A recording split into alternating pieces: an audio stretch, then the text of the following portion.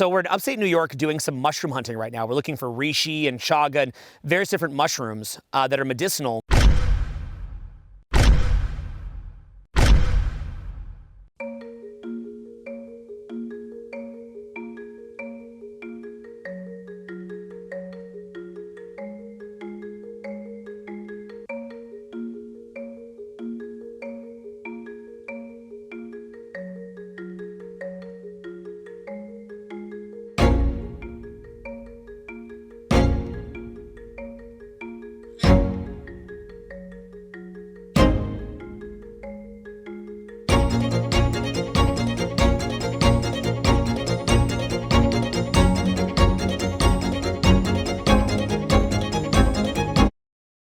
So off the trail, I wouldn't expect to find much, but the further we go in, just a little bit, you can go in 20 feet, you'll start finding bigger chagas. This is even rare to find this many in a row. That means this area of the forest is plump. It's also mainly a newer forest. It's a newer growth forest because birch trees always come in first. Hemlock trees, which Reishi grow off of, come in second, come in later. So it's a newer forest, a lot of birch trees. That means the old growth forest is gonna have like a lot more bigger chagas. This will have a lot smaller ones, like bigger than that. Like we're gonna get one at least about that big. That's what we're aiming for. This is just a nice sign. Like as soon as I start seeing some chagas, I'm already looking in that perimeter. I'm not gonna go much further now. I'm just gonna keep looking and spreading out around here. Higher likelihood than if you keep going further, you could be completely out of the batch and the spores haven't reached those areas yet. Oh, got it. Owen, focus in. Make sure you only harvest what's needed. It's a very blessed experience that you found this. And thank the Chaga. Thank you, And give it a Mr. kiss. Chaga. Give it a little kiss. Give it a kiss. Oh! That was the tongue too. Okay, so you're gonna wanna harvest. You're gonna wanna harvest from here and just try to get this nub off. So we're trying to keep about 20% for regrowth. Exactly, yeah. Just Yeah, you can go underneath. One strong swipe, you might even be able to hit it. boom. Yeah, boom. A little lower. Yeah. Yeah, again. Yep. Oh, yeah. Yep. There we go. There we go. Now see if Now you can just go. pull it right off with your hand. Bare hands. Go. Beautiful. That okay? That's okay, you still left a lot. And look at the pigmentation on the inside of this. That's the beta glucans right there. That's those rich polyplant sterols. That's the polysaccharide right there. That's what you want to see when you find chaga. You can see it here too. Beautiful. What's this here? Is that rot at all? No, that's a little bit of the cobweb. Sometimes you'll get that. You'll get that up in this piece. Is all too. this black crumbly stuff good too or no? Yeah, that's the concentration of melanin. That brings out the skin color, the eye color. That's for the pineal gland. That's literally the concentration of it. The most concentrated food on earth of melanin is this. Wow. That's 30 years, 20 years. This one looks about 15, 20 years. Absorbing sunlight that entire time. Should we get this too? Yeah, you can go for that little piece. You can even pull that one. There you go. That's an amazing one. But see, you wouldn't necessarily want to dig any deeper because this is starting to now go into it. And this is a living tree, so you want to keep it in that state. Okay. Now you can come back literally 20 years from now with your kids and you could actually see this grow right back out to where it was now. That's the cool thing. You can geo-mark these and come back generations later and keep getting the same medicine from the trees. It's amazing. Now, all of these are not in good condition, but these are turkey tail mushrooms. The ones that are actually good are these new prime specimens right here. So here's how you'll know. If you actually see, like, put your finger here and just feel that for a second. Interesting. Now feel this. Yeah. On the top right here. Feel that part right there. Feels like velvet. You know what that feels like. You're just not going to say. Exactly. I won't go there. These pieces are okay. These are not. These are fresh. This is the polysaccharide K. So pull? Yeah. Go ahead and pull that. This? Yeah. They actually make anti-cancer drugs in Japan. Yeah. Based on the enzyme in this. The polysaccharide K. Wow.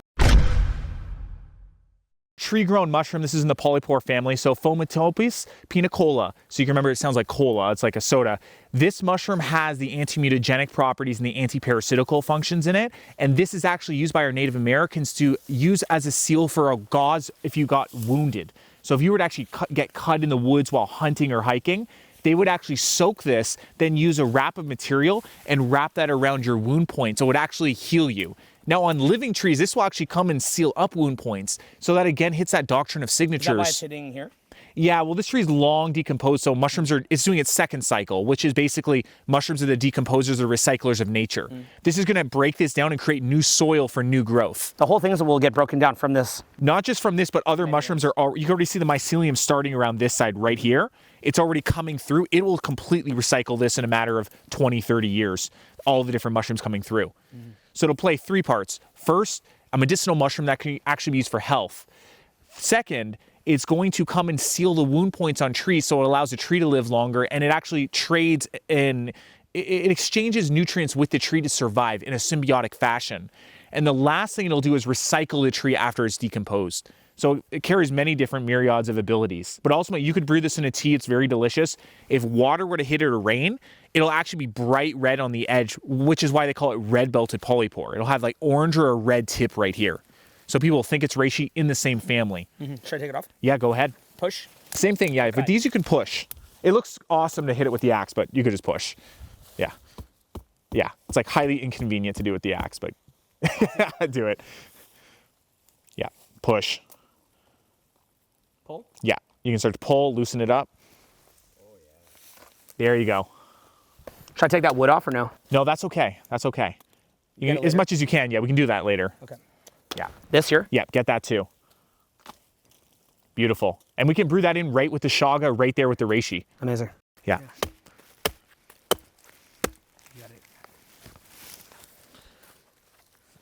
At that point, we're not worried about it because the tree's dead, so it's not at the point where we're going to be doing any damage. It's fine. It's already died. Got it. So that's perfect right there.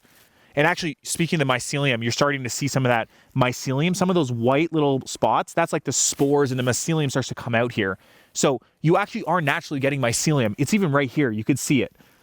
That little portion, you're getting mycelium. So it's not like you're not getting it in nature. It's just you're not getting a lot of it at a time. Beautiful. Red-belted polypore. Amazing. So Owen, best thing here, get your hands underneath and start pushing up. Okay. Push up and loosen it. Okay, loosen it. Push up. Okay, then push down. Can I go like that? Try it, yeah. I just don't want to. Okay, go the other way now, like pull down on it, like pull down. Yeah, go. Rip. There you go. Okay. Now turn it the other way. I'm no longer a virgin. Smell it. Take a bite. Lick it. Feel Lick it. Get to know it. You lick it. Lick it. Lick it. No. Cool. That's the artist conch. So that's actually in the reishi family. You can see it right there on that side. Almost has that reishi look. Do we have the basket? We didn't bring it, but we'll just carry this one. Okay, sweet. Should we grab this too or no? Yeah, let's grab that one as well. This or They're no? off the same tree, so it's going to have a lot of medicinal capability in this tree. Reishi chooses only the best of the hemlocks out there. Okay, so grab this too. Yeah. Which kind of reishi is this? Red? This is this one's red reishi. This one's Gammaderma applanatum or artist conch. Sweet. Epic. Hardeesium arneseus, lion's mane for the brain. This will actually, nerve growth factor crosses your blood-brain barrier and activates all synapses for memory, focus, and concentration. Yeah, little baby lion's mane. Almost looks like a waterfall. Cascading white icicles. Here. Keep it. Yeah. Beautiful. Some of these mushrooms would shut your liver down in 2 days. Wow. Yeah, it's not to be trifled with. Some of these yellow ones coming out, they're like amanitas. They're a young variety of amanita. You can eat these, it'll shut your liver down. You won't even know you're poisoned. It's a crazy mushroom. So that's its water weight. Puffs up when it's raining. Yeah, go ahead, pick it. Pluck it. Wow, that is weird. Very strange. Wow. Yeah, that oil is for the skin. You could actually rub that right on your skin. That's what it's used for. Finally, my dream. Anti-aging. And what happens if I were to like lick my fingers right now? Totally fine. It's a medicinal mushroom. You can have that. This is literally in the top 10 medicinals. Wow. Yeah, there's even more. It's all over. Oh yeah. They call it witch's butter because there's a lot of folklore around it. If you would see this outside of your home, they would say that your place has been casted with spells. You ever get like a little knife to kind of scrape these off? Yeah, usually we do have a mushroom hunting knife. On the other side, then you dust it off the mushrooms if you're finding culinaries. That is just unbelievable. I know. So that you would put into a product? I would, yeah. I wouldn't brew it the same way. I would do an alcohol extraction or oil extraction of that. Yeah, it's hyaluronic acid. This is one of the best for skin. It actually holds 300 times its own weight in water. So if you want to plump up your skin and add more hydration, this mushroom is fantastic. You'll see in a lot of high-end skincare products. That's crazy. Yeah, it's like jelly fungus. By the way we're hunting right now is very common for culinary hunting. Like if we know there's no chaga here, you're basically doing this, and you're looking for anything that's like a disturbance, a pattern that looks different. Okay. Cordyceps is in this region. Really tough to find. Very tough. And is it just usually one? No, usually there'll be 3 or 4 coming out of the insect. But that's it. Sometimes you can pull the insect out and you'll see what it is. Okay. Yeah, in the Chinese Empire, if they were to find cordyceps, the villagers would be sent to go find cordyceps for the royalty. If they were ever caught, the villagers taking the cordyceps, which they thought was only for royalty, they would be immediately executed. That's the folklore in Chinese medicine around the idea of foraging these. Yeah. Very, very special. Could they forage it and just give it to the king, or not even that? They're supposed to do that. Just give it straight to the royalty. Sheesh. This is actually used into soups and broths, and this one is crazy for its B vitamins. So this one tastes good, it's delicious. I would throw that right in with a bone broth or a veggie broth. Do you ever put this in your products or no? This isn't a medicinal mushroom in the same category as chaga, but you could definitely, culinary-wise, you can use this. Cool. This is a really good find, bro. Yeah, we can cook that into soup tonight, actually. We'll make broth out of that. Oh, and every mushroom is actually edible, but some are only once. Okay, point taken. Because it kills you. Exactly. Okay. What's that thing? Tremella, grab it. That? Yeah, that's another tremella. What's that? What's that, Will? More oysters. Oysters aren't my favorite flavored mushroom either. That's why I generally don't like going for them. Because there's a high risk factor that you could actually mess up. And they're not the best flavored, so it's not a big win for me. Growing on a tree, you're most likely to be good, right? Exactly. Yeah, they're most likely going to be good, but again, some of them, it's not necessarily that they're poisonous. Some of them could be inedible with some medicinal factor, but you're also dealing with a lot of indigestion issues after. Oh, gotcha. That's why I'm avoiding it. They're not nutrient dense. Not enough to outweigh the damage it does in the digestive system. Are there also some medicinal mushrooms that help the trees? Most of them do. Yeah, most of them are sealing the wound points on the tree. Got it. Yeah, there's like, for instance, chicken of the woods is a parasitic. It actually will rip the tree. It'll start destroying it. If you get chicken of the woods on your tree, it's over. Wow. What is the story of cordyceps? So cordyceps is fascinating. It's one of the most rare mushrooms in the world. And the reason is it's a predator and it's a parasite. So what it does is cordyceps actually releases a sweet spore that ants or caterpillars or different insects will go and eat. Let's take ant, for example. An ant will go and get the cordyceps, swallow it. It'll take over its nervous system and eventually its own brain and mind. Let that land. It physically takes over the ant. It is now running the ant. Continue. It runs the ant to the position where it's trying to get the ant to go back to the colony, back to the queen, back to the source. And the second it can get there, it'll try to hold position and then allow a little tiny sprout of the cordyceps to go blowing out through its mind. Now, if it can't get that close and the workers see it, the workers will actually, the ants will carry it away as far as they can. But the cordyceps has a backup situation. It'll actually climb up the tallest branch it can, wrap on, and the cordyceps will grow it for about 3 weeks. It can get about 3 inches from its head. And then when other ants come by of the same species, it'll explode its spores all over those ants. In a matter of months, it can take colonies of thousands of ants. And it confuses them because it camouflages its sweetness as its parasitic spore. Okay, so key points here. Super sweet. Now, is this one of the ones that blew through an ant, or is this one that just shot up somewhere? This would have been through a caterpillar on this one. Okay, so this is literally like a caterpillar brain at the bottom of this or something like this? It would have been underneath the soil that we ripped. Yeah, so basically you are the equivalent, like when you let this stuff take you over, of like some caterpillar ant that got something shot up in you and exploded through your head and then shot spores everywhere. And that is a really, really incredible example of even some of the most horrifying acts people do, where they get hijacked by this energy and then they go, and they do something crazy. Right. And then they wind up ending their own life. It's really the exact same kind of thing as a cordyceps, but it's energetic. Now, there'd be different explanations of this in psychiatry and in I think they call it the DSM or something, the diagnostics, I don't know, whatever it is, right? But there'd be different explanations of this in psychiatry that would give a different focus on it. But this is definitely one way to look at it, just to consider. It's not an exact science, it's a pseudoscience, but just or pseudopsychology what we're giving here. But I would ask you which explanation makes more sense. So let that land and let it resonate with your own experience. The fascinating part, though, is that sweetness, it disguises itself. So the ant actually goes and thinks it's getting nutrition. It actually thinks it's getting a benefit. And as the ant goes in, what ends up happening is that's when it goes inside of its body and basically takes it over. And how do the ants try to solve the problem? They try to solve it by the other ants. When they recognize one of the ants has been basically taken over by this cordyceps, they'll try to move it away as far as they can. Basically, put it away into some other place far, far away. You could say a mental asylum in some sense. You could say what we do with homeless people. They almost like we just shove them out to the side. Does it ever get to a point where the cordyceps just take over everything, kill off all the ants, and then they themselves die because they have nowhere to go at this point? God knows how many cordyceps mushrooms have actually been eliminated as a species and gone extinct from actually killing their host insect and wiping out the entire colony. So it's a very short-term strategy, and it doesn't go that long-term way. So the cordyceps actually goes extinct from killing all the ants. Yeah. And then it can't. Now, can it sit there dormant for a period of time? Now, some can, but it's a matter of time. If an ant doesn't come along within a period of time, every cordyceps can be different. Some can be years they can lay dormant. Some are months. So if they do, it's a short-term strategy, though. Like, we might have thousands more cordyceps species that have just wiped themselves out because each cordyceps will target one insect. It's very targeted. So God knows how many have actually been wiped out already. So this species has been wiping out ants for probably millions of years at this point. Potentially, yes. Okay, and then the other thing would be, are there any mushrooms that actually provide value that actually, maybe you could throw that one over to me. Like, does this provide value? Are there any that actually provide value? Is that a red Rishi right there? That's a... Oh, epic. Here, pass that over. Oh, beautiful. Yeah, so is there any... Oh, my God.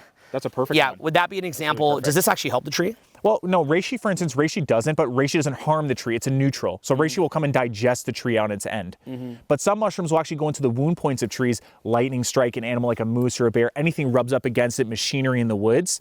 If it rubs up against it and causes a scar on the tree, what will happen is some mushrooms will actually come through and they'll create a harmonious bond, a symbiotic nature in which they'll protect the wound point. So during the winter, for instance, in Canada or Northern Hemisphere, the wind, the cold, the snow, the ice can't get in. And the mushroom will exchange carbohydrates and exchange energy with the tree, mineral components that the mushroom can gather that the tree can't, and the tree will bring carbohydrates the mushroom can't get. So they'll actually work together in a symbiotic relationship. And there's quite a few mushrooms that do that. And there's also quite a few that are parasitic. When they show up on a tree, anyone who has that tree in their property, if they see, like, let's say a chicken of the woods growing on it, delicious mushroom, but if the tree has it, it's not a good experience. It'll actually kill the tree in a matter of years. So there's many different parasitic relationships, symbiotic, but there's also a lot of neutral relationships too.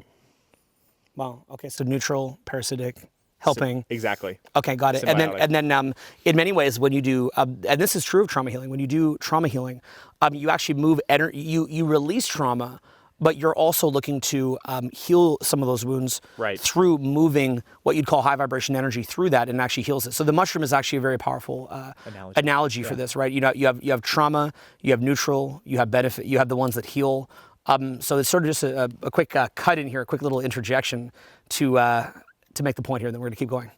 Epic. Thank you. All right, so I'm keeping my eyes open to see if I see Chaga, because this is the last stand here. We might find this. We already found it, but it's like bonus. I want to find it again. It's like you with the snake. Like, you see one snake, I'm like, I got to get another snake. Yeah.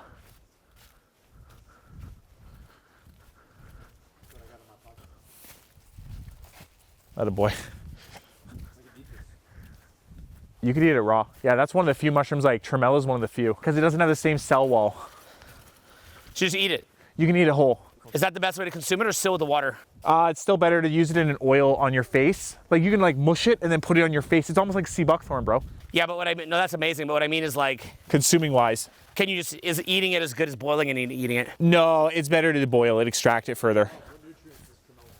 It has the hyaluronic acid. That's basically it's a skin nutrient. They extract it from they extract it in high-end skincare from tremella. Okay, this is a very rare mushroom. Rare in the sense of the size that we found it and the proportion of how clean it actually is. This is Grifola frondosa, or maitake. Maitake is not only medicinal, it's also culinary. So you can cook this. This mushroom has a thing in it it's an enzyme called diffraction. Diffraction actually repairs the immune system and the digestive system. So it's a digestive mushroom. And if you take a quick look, it very easily rips apart. This would be a feast for an entire family right here. It almost has like a hedgehog looking pattern on it on the base.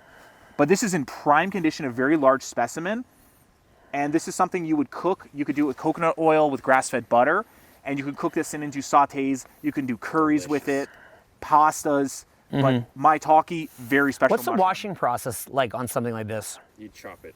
Yeah, you'd want to break it apart and get all these leaves out, and then just do cold water. Okay, now people who, because you'll see this stuff, this would be like the highest end type of mushroom I'd see in Whole Foods. Yeah. Right, I've seen stuff like this here, yeah. right? It's like they're kind of like probably their fanciest one. Yeah. Do they cultivate it or do they get it from out here? They grow it. So would this actually potentially be a way crazier one because we got it out here? Much better. Okay, let's grab it then. Yeah. Oi. Take a look at that. This is the communication factor between the mushrooms And the trees. Do you consume that too? I know Paul Stamets is huge on mycelium. Stamets does, but unfortunately, you can never get enough of that dirt off to actually get to that point of it. Do you feel that he's not? He loves mycelium, but I know a lot of other herbalists think he's not realistic to eat the mycelium. Mycelium has a lot of points for what it does to the neurology of the brain, but the one issue with mycelium is the way they have to grow it. They always include the growing medium in the supplement. If you look at the non-medicinal ingredients, you'll always say myceliated corn, myceliated starch complex. That is what you don't want. That's literally the big starchy block they grow it in. So he's clearly brilliant, right? And so, but I know Ron Teagarden's also not. I mean, again, like in my community where there's the different takes. Yeah, exactly. Exactly. You know, like Owen, like why you learn from Owen is wrong. This is like the mushroom version of that. Stamets versus Ron. Yeah. No, I mean that's every community, right? So, they're both right. Okay, so what would be what's your take on it? Just your take, I guess. My take is I love Paul Stamets products. I think they're great, but ultimately I want the fruiting body, which is the part you actually see, because to me it makes the most sense. And our ancestors have done it for the longest period of time. And medicinally, it has the most components to it. It's the fruit of the tree, not the roots of the tree. So you want the apple, you don't necessarily want the roots. But it's not saying the roots are bad. It's just saying, what do I have to do to get to the roots? And that also means I have to compromise now, because now I have to take all the starch and all the complex that they have to grow it on. That's included in the supplement. You think that's bad?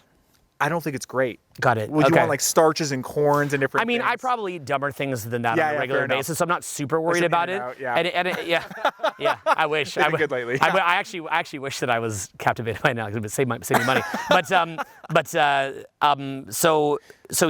I guess he clearly believes that the pros outweigh the cons to that being mixed in, and I'd guess it probably does. But it sounds like you're a very fan of the fruiting body. I like the fruiting body. I like the spores. Okay. And it's not like I won't take it, but I'm saying if I have a choice, I'm going to always take the fruiting body at the minimum. Does he include fruiting body and mycelium in his products or no? Typically both. And sometimes even the spores as well. Okay. Yeah.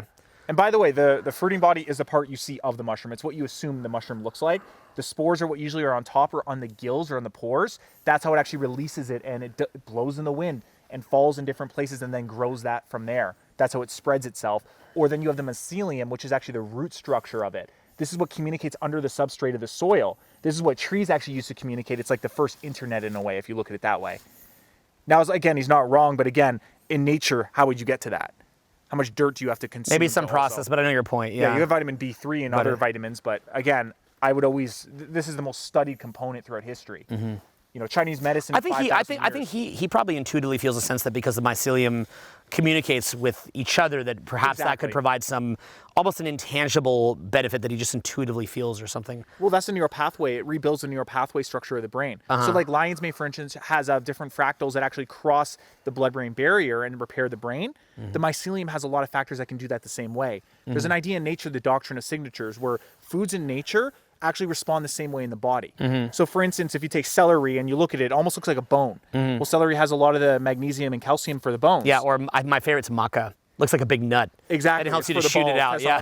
Exactly. Yeah. Carrots, cut it down the center, it's an eye. Walnuts for the brain or the other brain, either or. Yeah. When you look at mycelium, it actually almost, if you see your neural pathways in the brain, you see close-ups, you'll actually see it almost looks the exact same as the mycelium, the root structure underneath the soil. So of course it's going to be good for that. But again, I want to have all of it. I'm not going to shy away from it, but I'm more careful. I'm like a purist. I don't want to necessarily have the growing medium in there. That's what I'm all about. Got it. I want to be as pure as possible, get the fruiting body. Epic. Do you want to show them quickly that one right behind you too before you jump to the next location? Yeah. So over here, right here, this is a very interesting one. This is called Maybe you get in over there. Foamtaurus. This mushroom has a deep historical relevance for all the northern hemisphere and all of our ancestors in that world. So Siberia, Finland, Sweden, Canada, anyone in a northern pole of the hemisphere that experiences winters, this mushroom was very famous to be used. What they would actually do is they would get much bigger. This is a very small specimen here. This mushroom could actually be carved out on the inside. And what they would do to transport fire is take coals from the fire, put it in there and put the top back on. And this would act as a container to transport fire. And it would keep the coals warm enough to be used 2 to 3 days later. So the oldest man ever found frozen in ice was in the Italian Alps, about 5,000 years old is predicted. Otzi the Iceman, you can look this up. He was actually found having this on his belt as well as chaga. So chaga can be used actually as a tinder starter because of its high cesium content. So they would actually put chaga in coals and put it in this mushroom, larger specimens of it, and transport fire until the next spot where they would go into their new hunting ground. So this mushroom has a deep historical presence, and it's very high in anti-mutagenic components. This actually protects a tree against mutagens or radiation in the forest. There's even naturally occurring radiation, but it will actually absorb that and dismute it. So this mushroom is very powerful. You can brew this in tea alongside chaga. Epic. Beautiful mushroom. Okay, so we're holding here the chicken of the woods. So the alternative name for it's actually sulfur shelf. And actually the reason for that is because it's so rich in the mineral sulfur. So sulfur is a pretty common thing when people go to hot springs. That's actually what they're looking for. It doesn't smell good. It smells like rotten eggs in a lot of ways. But the sulfur is extremely detoxifying. Almost like, again, the doctrine of signatures, nature shows up in the same way it affects your body. Even though it smells rotten, it's actually taking out the rotten material, the mold and the rot inside you. So this is a mushroom that's interesting because not only does it culinary, it tastes like chicken. It peels apart like a chicken breast. You actually get the mineral sulfur in it, as well as many other polysaccharides. So it's adding a lot of value to your life, and it tastes good. Now, again, we're not going to be able to eat all this. This is a wild amount of mushrooms, literally. So we're going to sun dry most of it, which is then going to capture that vitamin D2. And then we're going to actually be able to bring that back for later. So we can have that a year from now if we wanted, and we have that vitamin D2, the sulfur, and the delicious flavor of the chicken. So chicken of the woods, it's a good food for vegan people if you want some delicious, meaty alternative that's actually natural from the forest. Enriched in vitamin D because when you sun dry it, it absorbs the vitamin D. Exactly. So would this be how say natives back in the day, maybe in winter, they could find this, get a little bit of vitamin D in it, eat it? Precisely, yes. This was the way our ancestors in the northern hemisphere, this is how they would get sunlight energy. Because they wouldn't call it vitamin D2. They would say, we need sunlight energy. Why is everyone getting sick? At some point, some ingenious person realized, wait a minute, you can churn these mushrooms, turn one upside down, Owen, so they can see it like a full one. They would actually turn it upside down, and these little pores here would actually absorb quite a lot of vitamin D2, a very therapeutical dose. So this would be a great way to get your vitamin D from a natural form in the forest. And by the way, because it's in a natural form, you're getting all the other bioflavonoids, all the other enzymatic factors, all the antioxidants. It makes it more absorbable than, let's say, an isolated nutrient, like just getting vitamin D2 on its own. Vitamin D3, calciferol? Yeah, they can call it calciferol, but this is vitamin D2. Okay. Which is actually the precursor to the vitamin D3. It's actually more absorbable for the system as the end result. But they say the pill of vitamin D2 is not as good as D3. Exactly. But vitamin D in a natural form is more absorbable than vitamin D3, even in the best form, as an isolated nutrient. Got it. The D2. Exactly, D2. Okay. That's what mushrooms will absorb. Okay, so this is the prize reishi right here. You said this is one of the reddest Rishis you've ever seen. That's the highest level of red pigmentation I've seen in a reishi in a long time. I say it's top 5 of all the reishis I've ever seen in several years of harvesting them. And it's a prize because it also looks perfect. That's the prize looking reishi. Wow. So no brewing that. And turn it around the other side, Owen. This is the key. It's not gashed up. There's no molds growing. There's no low vibrational parasites attacking it or worms. Like that's prime right there. And then this is the chaga, which is really the main thing that you've been selling up until this point. Exactly. Chaga right there. Yeah, this is a wild piece. This looks to be about at least 15 years old. And the crazy thing with this chaga is harvesting fresh off the tree we're mentioning, because you've taken so much chaga over your course of your life that you love it, but you've never had a fresh chaga right off the tree. So this will be a fresh experience for you. Wow. Okay, amazing. You can see, actually, just check right there. Yeah. You can even see it's already starting to drip. That's actually the melanin coming off. The melanin is very bioactive. It'll start dripping off. That dark portion is what's giving our eyes color, our skin color, our hair color. That supports the pineal gland, and it's one of the most powerful antioxidants coming off already on the birch. So this is similar to a reishi, but different from a reishi. Yeah, this is a red-belted polypore. So it's in the same family. It's in the Ganoderma family, but it's not the same level. But again, there's not enough research done on this mushrooms to know. A lot of anti-mutagenic factors to it, though, so it's very powerful. Drink it anyway. Throw in the blue. Cousin of chaga? Yeah. Phelinus latinus Mishima. Yeah, so you'll see it has a similar look inside right there.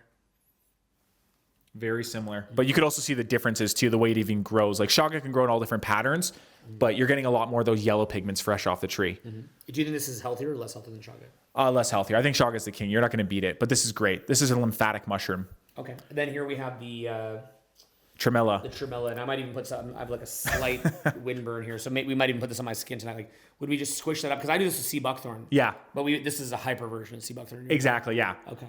So hyaluronic acid. So they'll use this in skincare. So it goes on the skin. It absorbs it immediately through the several skin layers.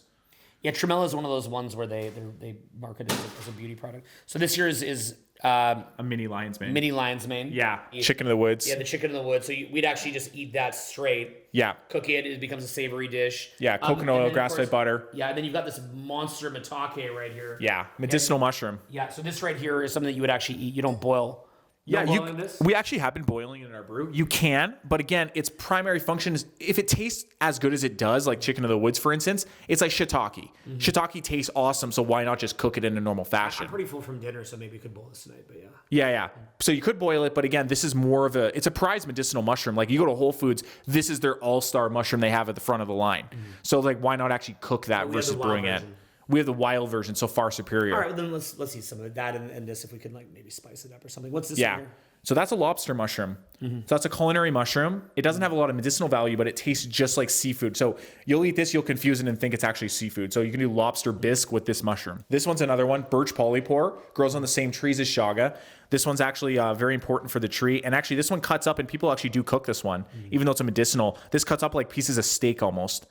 So this could be a really powerful replacement for people. Where's the point where you start to realize like, okay, it's got too much like weird molds in it or things like that? Like, where's the line that people can tell? You just visually look at it. It's literally a visual thing. Like for instance, this one is not 100%. Just you can see it even by now at this point. You know, these are on the line. You eat that, or is that kind of borderline? But you grab it just for show. I would brew that. I grabbed it for a little bit more show, but I would still brew it. Kill the mold.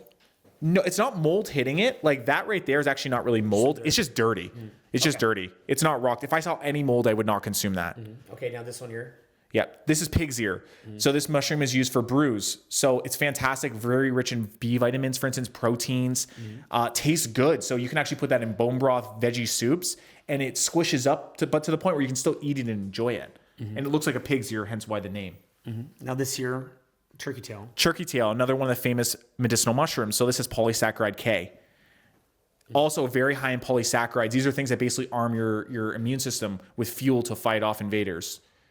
They can come in all different colors, by the way. Like you can find ones with blues, reds, yellows, greens. So there's all variations of colors, but this is the most common color. And the key is it's very velvety on the top. It doesn't have that velvet. And what looks like if you zoom in, you would end up seeing thousands of little pores. If you're not seeing those thousands of little pores and you're not feeling that velvetyness of it, then it's not turkey tail or it's an older specimen and you don't want to drink if it's too old.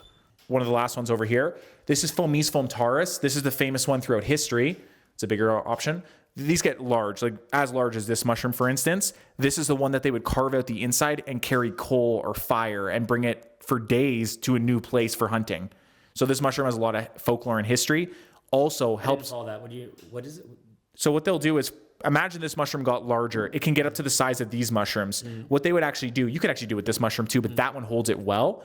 They would actually, our ancestors would actually carve out the inside of the mushroom, creating a pit inside. They would take the coals from their fire. They would put it inside of this, literally put the lid of the mushroom back on and carry this, and it would last for 2 to 3 days. They could actually take that fire, put some more sticks, blow, and start the fire again. So that's how fire was transportable. This is one of the famous ways that mushrooms were used in that sense for transporting fire. Oh, man. So this empowered our ancestors greatly. Have a look at this up close. We're going to see that up close. This could be the most important one for the average person who watches our stuff because this is going to give you a lot of potency. A lot of vitality. This actually re-stimulates the adrenal glands. It gets you fired up energetically because it also brings more oxygen into your body. It helps your lungs, helps with the respiratory, and also helps with the male libido. So Cordyceps. Look them up. Cordyceps mushroom. They're nasty little effers, but they defined. They're very nasty, but they do. Exactly. Take over the brain of ants and caterpillars and turn them into zombies and explode out of them. These are like the worst things in the world, but very healthy. So. Well, you could say in a way, by the way, that almost in a way Chaga's commandeered your and my mind. It's actually brainwashed us to try to proliferate and spread it to the world.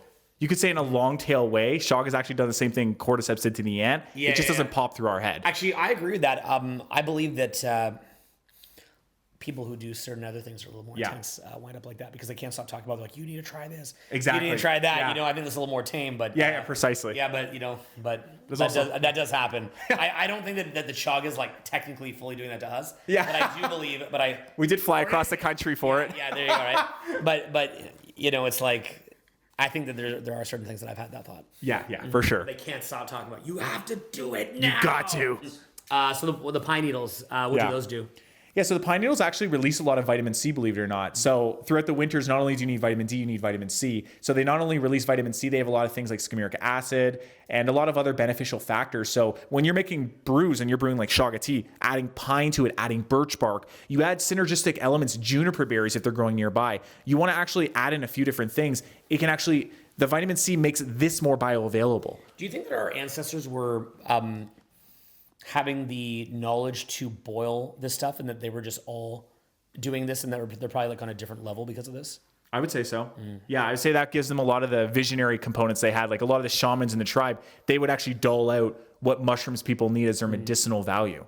And a lot of these mushrooms were all seen as like they had their own energy fields and each one was very revered. It wasn't like how we kind of consider medicine or food today where we just go to a store and we're like, yeah, I need spirulina because I got a detox. It's very like superficial physical layer. Yeah. They received this as they saw the way that this would grow over the course of 20 years and they would see Chaga as something as being wise because it gained the knowledge of all the seasons passing. They would understand that a mushroom that could survive snowfall, negative temperatures, that would create adaptability because it can adapt to the environment. So they saw it at a much deeper level than we would see a common thing like, I need my maca to get more energy. It's always like this one thing causes this one thing. They saw it as it does these physical components, but it also has a spiritual component to it as well. Yeah, it's also crazy for me. I mean, I've been on this incredible run of vitality for about 10 years, not a single problem, not a day of missed work or anything like that. And so it's crazy to, to just see this, I'll take the produced versions of these that I get from yourself and others. Right. But it's fascinating to just see this laid out and just to see the difference. Like, if for thousands of years or millions, or I don't even know how, whatever it was, people were connecting to the land like this, as well as with like wild blueberries, wild everything. Yeah. It just shows why we're on such a different level now. Like just seeing this laid out like this.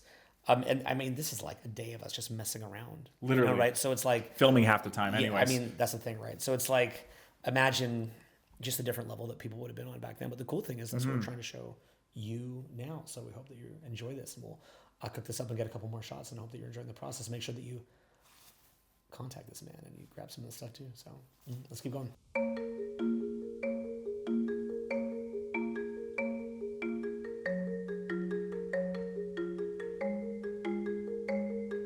Yeah, when it comes to drinking the Chaga, I akin that to someone who really knows wine. And like, I don't have the palate for things like coffee or wine, but there's a lot of people who do, where my friends will drink like their coffee a certain way where it's like really low temperature. It's from certain areas of the world. They'll be like, this Colombia is so much different than this Costa Rican. And they'll explain how all the flavors hit. I can't do that with those things. But when it comes to Chaga, there's one thing on this planet when I'm trying it, I can taste that variation of like, okay, that's been sun dried out. Okay, I can tell that's like that was picked too young. That's an older one. That's been mixed with something else. That wasn't dried properly. Like there's so many variations to it. But one of the most powerful things I've noticed is when you drink that fresh from the tree, like there's an insanely delicious experience. But the second best you can get to that would be sun drying it. Like that sun drying it, it hits so hard because not only are you drinking it, you're getting it in a way that's processed as nature intended. Because the problem is what a lot of people do is they dehydrate it. They're just pulling the moisture. When they sun dry it, it's almost just like having a sun-dried tomato versus a tomato that's just been like dehydrated out. It's a completely different experience. Like there's new flavor profiles that are completely added to it. And what I noticed too is the more you drink Chaga, the more you become aware of where it's hitting in your body. Like you probably noticed this too, where some foods will hit you in the digestive system. Like ginseng might hit you more adrenally. But there's things like Chaga where the most common spot people will feel the more they drink it is it'll go right up to the forehead. It'll almost be like this buzz of presence. A lot of people will say to them, Chaga hits like doing Kundalini yoga. It's like doing meditation or yoga in a way that you don't get from almost any other food pretty much the only thing I would say would be even similar, not that I even do it, is psychedelics. That would seem like what people say, the same thing happens to them. They get a clarity or clairvoyance. I think that's a more extreme, frenetic version, whereas this is something sustainable. Exactly. That's my best guess. Yeah, 100%. Yeah, it's sustainable because not only you're doing it you're not just doing it for that one feeling, you're actually doing it for also, you're building up your body. You're giving yourself a huge mineral deposit. And it lasts. And it lasts. Yeah, it's a long-term experience. Yeah, that's the thing. Yeah. Right, that's the thing. Yeah. If I'm going to go knock out a video or a seminar for 15 or 18 hours a day for 5 days straight, then I need to be thinking very, very clearly, and I need to have sustained energy, so that's why I'm into that stuff. Yeah. Yeah. And do you also, are you aware of the Chinese medicine component where they talk about the idea that when you're doing these type of herbs and you're taking like ginseng, chaga, reishi, lion's mane, like the whole point of these things is you're building a momentum. You're putting weapons in the war chest. That's an idea they talk about. Yeah, it's the idea of it's like if you have payroll and then you keep not having enough money to pay your staff. Right. The answer is not just to keep dipping all the time and trying to get back to zero. It's to try to go to a cash surplus so that you have a buffer. Right, exactly. And you want to enhance that buffer to stupid levels, basically. Exactly. And that's the idea is like year after year, what you're drinking right now, the chaga you drink now, the reishi you drink now, the ginseng you take, that's building the war chest. So later in your life, you don't have to go through a lot of the issues that other people have where they have calcification, their body's freezing up on them, their digestive system isn't working, their immune system isn't functioning as strong as it should. The whole idea with these things is there's a set of about what they call 60 different herbs they call tonic herbs. There's a lot of herbs in the world. There's only 60 they really consider true tonic herbs. Chaga and reishi are right there, where those are the most powerful weapons to put in the war chest. They're most versatile. They're dual directional. So foods like, for instance, people struggle with that concept of dual directional. The idea that it's not Right. it's not this thing stimulating your central nervous system and pumping you up and jacking your adrenaline. Yeah. It's that if you need more energy, your body's able to do what it's supposed to do. If you need to go to sleep, your body's able to do what it's supposed to do. It's not a stimulant. It's a thing helping your body to do what it's meant to do. Exactly. Like if you ask the average person, like, what do you take when you are feeling unwell?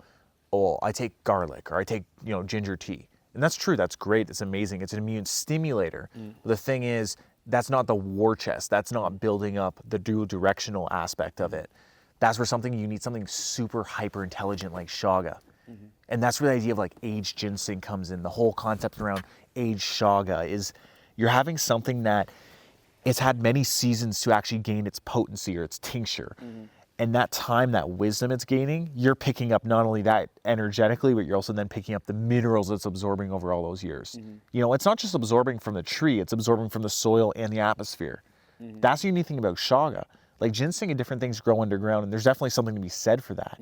But chaga is interesting. It's very rare in nature because it is one of the few things that people consume when you do start drinking like mushroom teas that has grown for many, many seasons.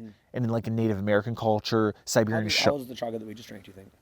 at least I'd say 15 to 20 years old. No way. Yeah, minimum. So it's 15 to 20 years of 4 seasons each year going through fluctuations of temperatures, solar flares, you could say, different, you could say different things that happen in a forest that change the ecosystem. So there's a lot of different variations in wisdom and time it's had to gather that knowledge. It's not medical advice in any way. Not medical advice. I'm not a doctor. I'm not a physician. You should always consult your physician, your medical doctor, with anything you take, anything you put in your body that could or may not help you. Always, you should ask. So, Yeah, but you're sharing what's been the ideology for thousands of years in Eastern herbalism, yes, which is worth knowing. exactly, very much. We've lived that philosophy, and we've seen our own anecdotal results. Absolutely. What do you notice from drinking it at this level? Because like you're used to, you've never really had it fresh. So I feel like if I wouldn't have learned about all this stuff, it would have been like missing. Like it's almost like that feeling that you get when a bus blows by and you know that your life would be so different, it would have obliterated you.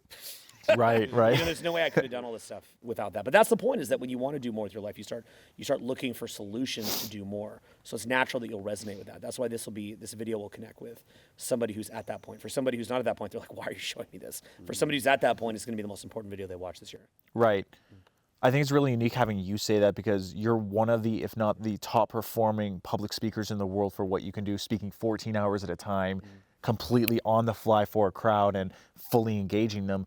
for you to give credit to things saying that this actually affects that positively. You have to desire to find solutions for what you're dealing with, whether that's trauma healing, social skills, charisma training, money training. You know, it's like you hit certain walls or you hit certain forks in the road to where you can't keep going if you don't find a solution. So in my case, by my late 20s, I'm like, okay, I need to have more energy. I need to start looking into this and building that reserve, and that's what I've been doing.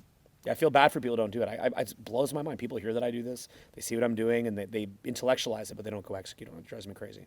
Right. That's why I made this video. I was just like, I'm going to smear it in people's face. Like, look at this. Look at it. Yeah. In the forest. You know, so just really. Yeah. And that scene of looking at the table with all those herbs laid out and seeing what you got from the forest, it really connects people to like, this is what everybody had access to. Think about what people have access to now and the solutions that they go to now. And you can just see this night and day difference. It just takes a lot of recent events and makes them look hysterical, preposterous, ridiculous. But even in spite of that, to not understand the greater way that nature's greater intent for us is ridiculous. So hopefully that awoken people to some of that now. Yeah, definitely. It's a shocking experience when people actually see how much is edible in the forest, because you really don't think that. Like, people go on hikes, they love it. Again, though, don't eat everything. Have an expert. Yeah, certainly. Do not just go pick mushrooms and eat them.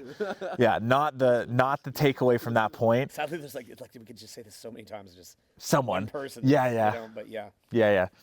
Don't do it. Don't do it. Get an expert. Learn from someone. Like, for instance, I spent years living with my grandfather on a farm in Canada all summer, mushroom hunting with him before I felt confident to even go out one time. Be like, okay, I'm going to try to pick it. I would still show it to him. Is this the right one? 100%. Show me how I can know.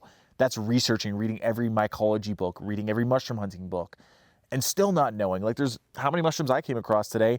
I don't know, because there's a lot of breeds. So that's why you gotta be super careful with this. But at least to have the understanding that our ancestors knew this like the back of their hand. They understood what they could go look for in the woods, what they could eat, what would be for what thing, what would be for what ailment they were dealing with. They had a cough. They're like, okay, maybe this will work. There's testing. There's a lot of lineage knowledge there. And that's the thing, was like, when you understand this is what you're meant to do, like, this was in the DNA. Our cells remember this. There's something like we didn't 100% click into it because there was a lot of filming going on, a lot of other things happening. But one thing I've noticed happen quite often is when you go out in the woods, something clicks in, and almost every person who's mushroom hunted with me has said this. It's been this primal click on that they've never quite felt happen from normal life that has only happened in nature. Where suddenly you tell them, okay, this is what you're looking for, this is what you don't eat it, but just find it.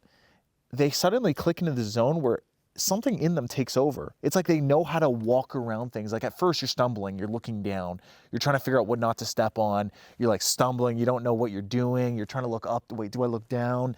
After a while, something takes over, and you realize that's primal, that's built in. And when you go back to that, that activates all these new lobes in the brain that's like they were never active, they were dormant. Finally, you brought it back, and you realize, I was meant to bend over and pick this berry.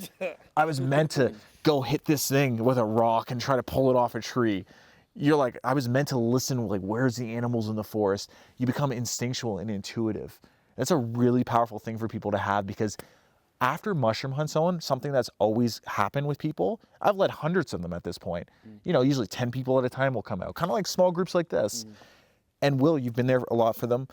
The common thing people tell us is about a week later after the mushroom hunt, something dramatically shifts in their life. And I think what it's doing, it's creating not only all the effects of like that primal, that energized DNA that's in them that remembers how to do this, I think it also creates that bird's eye view. Now you're out of the office, you're out of looking at your phone where you're only a couple feet away. Now you're externalizing. You're walking through a forest, you're having to look far away for like, what's on that tree over there? Is that Chaga? Is that polypore you told me about? Okay, now I gotta look down. Okay, where's that Cordyceps? This thing is so hard to find. You're constantly jumping back and forth. It starts processing differently. You start to see your whole life differently. It's an entire metaphor for life. I felt that way being outside most of the year. Right. The microcosm of being in the forest is like seeing, like it's almost like you're And then add to that, they've been pumping down mushrooms the whole week, so. pounding you with it. Exactly. Yeah, and one mushroom to you after the next. Yeah, so I mean, that's the other aspect of it too. Yeah. You go back to your normal life after this, like I guarantee you'll experience a version of this yourself. You already have epiphanies constantly, but And I'll be pounding this all week too, so. precisely, and fresh stuff too. Exactly. Yeah, it changes you. Yeah. Beautiful. Well, dude, thanks for being out here. What I like about your philosophy is that you've come up, you know, in our culture and had that commitment to taking things to the highest level for the joy of doing so, rather than kind of not always how businesses do it, right? So, so that's what I love about what you do, and that's what I wanted you to be featured here. So thanks for being here, bro. Thanks, brother. Thanks for the great experience. This is amazing. Thanks, man.